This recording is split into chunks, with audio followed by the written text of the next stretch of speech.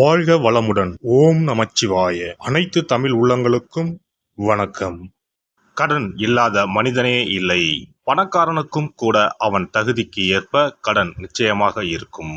கடனே இல்லாமல் நான் வாழ்ந்து காட்டுகிறேன் என்று நீங்கள் சவால் விட்டாலும் கிரகங்களும் விதியும் உங்களை எப்படியாவது கடன் வாங்க செய்துவிடும். அப்படி கடன் தொல்லையால் அவதிப்படுபவர்கள் ஏராளமாக இருக்கச் செய்கின்றார்கள். பல்வேறு பரிகாரங்களை செய்து கடன் தீர வேண்டிக் கொள்கின்றனர். என்ன செய்தாலும் அவர்களுடைய கடன் மட்டும் தீர்ந்தபாடில்லை என்று புலம்புபவர்களுக்கு மிக எளிதாக செய்யக்கூடிய பரிகாரங்களை இந்த பதிவின் மூலம் பார்க்கலாம். கடன் வாங்காத மனிதர்களே இருக்க முடியாது என்பதுதான் யதார்த்தம். மனிதர்கள் மட்டுமா, எல்லா நாடுகளும் கூட கடன் வாங்குகின்றன. ஆனானப்பட்ட திருப்பதி வெங்கடாஜலபதி சுவாமியே கடன் வாங்கித்தான் கல்யாணம் செய்து கொண்டார். எனவே கடன் வாங்குவது சகஜம். அதை கட்டுப்பாட்டுக்குள் வைத்து வாழ்க்கையை செவ்வனே நடத்த வேண்டும் என்பதே பெரியோர்களின் கட்டளை. பசியோடு கூட உறங்கலாம், கடனோடு உறங்காதே என்பது ஆன்மீகம் காட்டும் அறிவுரை. ஜோதிடத்தில் நமது முன்னோர்கள் மிக முக்கியமான விஷயங்களை சூட்சமான முறையில் சொல்லியிருக்கிறார்கள். ஒவ்வொரு ராசிக்கும் கடன்கள் அடைவதற்காக என்னென்ன செய்ய வேண்டும், எவையெல்லாம் செய்யக்கூடாது, எந்தெந்த கடவுளை வழிபடலாம் என்ற பரிகார முறைகளையும் சொல்லியிருக்கிறார்கள். ஒவ்வொரு ராசிக்கும் 2ஆம் வீடு தனஸ்தானம் என்று அழைக்கப்படுகிறது. இதன் மூலம் ஒருவரின் பொருளாதாரம் சம்பந்தமான விஷயங்களை தெரிந்து கொள்ள முடியும். ஒவ்வொரு ராசியின் 6ஆம் வீடு ரண ருண ரோகஸ்தானம் என்று அழைக்கப்படும். ஒவ்வொருவருடைய மன சம்பந்தமான வலி, உடல் சம்பந்தமான வலி, ஆரோக்கியம், கடன் போன்றவைகளை நாம் 6ஆம் இடத்தின் மூலமாக தெரிந்து கொள்ளலாம். ஒருவருடைய ஜாதகத்தில் 6ஆம் இடத்தில் லக்னத்திற்கு 6ஆம் இடத்தில் எந்த கிரகம் இருந்தால் எந்த மாதிரியான பலன்கள் ஏற்படும் என்பதை பற்றி பார்க்கலாம். 6ஆம் இடத்தில் சூரியன் இருந்தால் வெப்பம் சம்பந்தமான விஷயங்கள், வெப்ப நோய் சம்பந்தமான விஷயங்களும், அரசு சார்ந்த கடன்களும் இருக்கலாம்.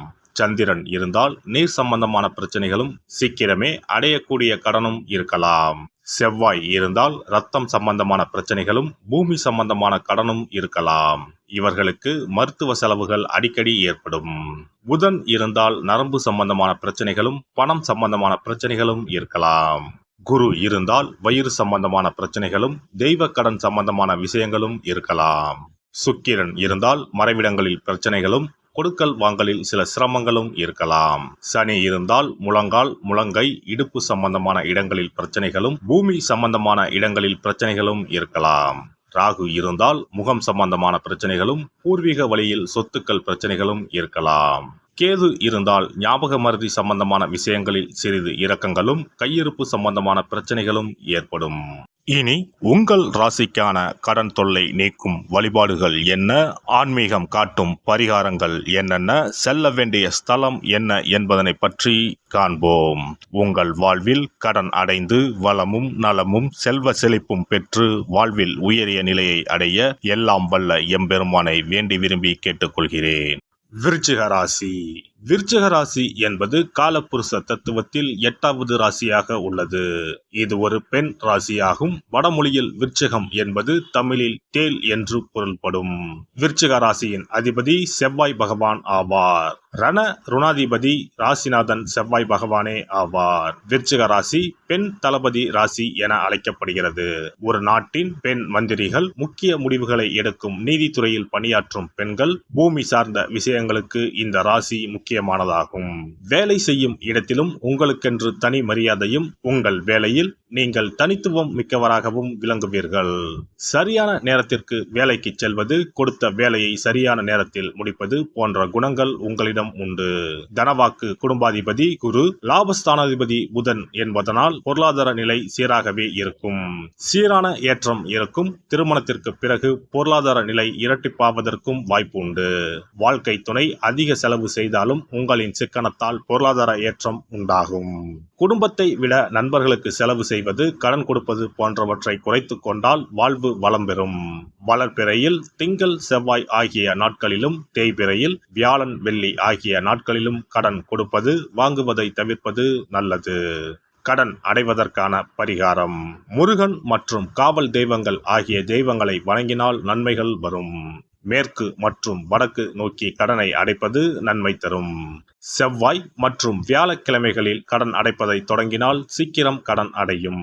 விருச்சிக ராசிக்காரர்கள் கந்தகுரு கவசம் சொல்லி முருகன் வழிபாடு செய்து வருவதும் வேல் பூஜை செய்வது போன்ற விஷயங்கள் செய்வதும் கடன்கள் அடைவதற்கான சூழ்நிலையை உண்டாக்கும். செவ்வாய் மற்றும் குரு ஹோரையில் இவர்கள் கடன்களை அடைக்க தொடங்குவது மிகுந்த நன்மையை கொடுக்கும். செல்ல வேண்டிய ஸ்தலம் புன்னை நல்லூர் முத்துமாரியம்மன் கோவிலுக்கு சென்று முத்துமாரியம்மனை தரிசித்து வாருங்கள்.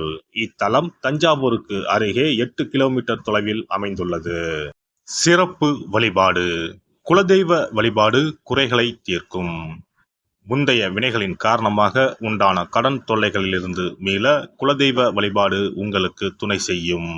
3 பௌர்ணமிகள் தொடர்ந்து குலதெய்வ வழிபாடு செய்து வந்தால் கடன் தொல்லை படிப்படியாக குறையும். ஆண்டுக்கு ஒரு முறையாவது கட்டாயம் குலதெய்வ கோவிலுக்கு சென்று வர வேண்டும்.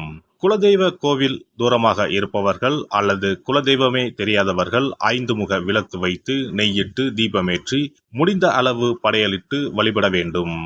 இப்படி 9 பௌர்ணமிகள் வழிபட்டு வந்தால் கட்டாயம் கடன்கள் அடைபடும். அது மட்டுமின்றி வரவேண்டிய கடன் பாக்கி இருந்தாலும் வசூலாகும். சங்கடங்கள் தீர்க்கும் சக்கரத்தாழ்வார் வழிபாடு. சனி மற்றும் புதன்கிழமைகளில் பெருமாள் கோவிலுக்கு சென்று அங்குள்ள சக்கரத்தாழ்வாரை தரிசித்து மனமுருகி வேண்டுங்கள். பிறகு அவரை 12 முறை வலம் வந்து வழிபடுங்கள். துளசி மாலை சாற்றி வேண்டிக் கொள்ளுங்கள். நிச்சயம் கடனால் உண்டான சங்கடங்கள் நீங்கும். கோமாதா வழிபாடு குறைகளை தீர்க்கும். செல்வத்தின் அம்சமான கோமாதாவின் வழிபாடு உங்களை நிச்சயம் காக்கும். காலையில் விழித்ததும் பசுமாட்டை காண்பது தீர்வு கொடுக்கும். மேலும் ஒரு முறையாவது பசுவுக்கு கீரையும் பழமும் கொடுப்பது நல்லது. திருமகள் உரையும் பசுவின் பின்புறத்தை தொட்டு வணங்குவதும் செல்வம் சேர வழி தரும்.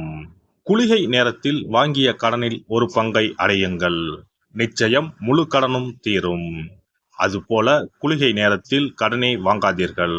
அடகு வைத்த நகைகள் வீடு வந்ததும் நன்கு சுத்தம் செய்து மஞ்சள் நீரில் போட்டு பூஜை அறையில் ஒரு நாள் வைத்த பிறகே உபயோகப்படுத்துங்கள். வீட்டை எப்போதும் சுத்தமாகவும் தெய்வ கடாட்சமாகவும் வைத்துக் கொள்ளுங்கள். திருமகள் தங்கும்படி உங்கள் சுற்றமும் செயலும் இருக்கும்படி பார்த்து கொள்ளுங்கள். கடன் தீரும் வரை பூஜை அறையில் மஞ்சள் பொடியால் அக்ஷயம் என்று எழுதி வாருங்கள். தோரண கணபதியை அன்றாடம் விளக்கேற்றி வழிபடுங்கள். சதுர்த்தி நாட்களில் நைவேத்தியம் சமர்ப்பித்து வழிபடுங்கள். நிச்சயம் கடன் தீரும். ருண விமோசன பைரவர் வழிபாடு கட்டாயமாக உங்களின் எல்லா கடன்களையும் தீர்க்க உதவும். அதுபோல பிரதோஷ வழிபாடு நிச்சயம் எத்தனை பெரிய கடன்களையும் படிப்படியாக தீர்க்க உதவும். அதுபோல பஞ்சமி தினத்தில் அம்பிகையை எண்ணி விளக்கேற்றி வழிபட்டால் கடன் பிரச்சனைகள் தீரும். வெண்கலம் அல்லது பித்தளை விளக்கு வாங்கி வசதியில்லாத சிவாலயத்துக்கு தானம் கொடுக்கலாம். செவ்வாய் பகவானின் திருவருள் இருந்தால் கடன் இல்லாத வாழ்க்கை அமையும். விரய செலவுகள் குறையும். எனவே செவ்வாய் தோறும் செவ்வாயின் அதிபதியான முருகப்பெருமானை வணங்கி வேண்டலாம். சஷ்டி கவசம் பாடி சஷ்டி விரதம் இருப்பதும் கடன் சுமைகளை அறவே ஒழித்துவிடும். எல்லாம் வல்ல இறையருளால் நீங்களும் உங்கள் அன்பு குடும்பமும் உடல் நலம், நீலாயுள், நிறை செல்வம், உயர் புகழ், மெய்ஞானம் ஓங்கி வாழ்க வளமுடன். இந்த வீடியோ பதிவு உங்களுக்கு பிடித்திருந்தால் லைக் பண்ணுங்க, கமெண்ட் பண்ணுங்க, ஷேர் பண்ணுங்க. மறக்காம சப்ஸ்கிரைப் பண்ணுங்க. பக்கத்துல இருக்கிற பெல் பட்டனை கிளிக் பண்ணுங்க. நன்றி, வணக்கம். ஓம் நமச்சிவாய. சிவாய நம.